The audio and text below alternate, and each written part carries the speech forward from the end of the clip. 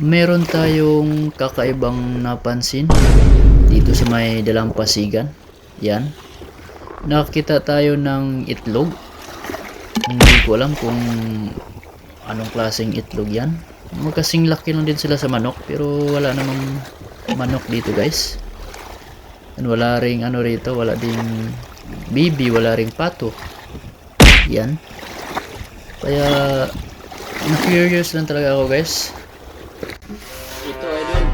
Samahan niyo akong silipin kung ano yung laman nitong itlog na to. Yan. Okay. Buksan na natin. Malapit ito sa kabila. Yan. Oh. Look at that.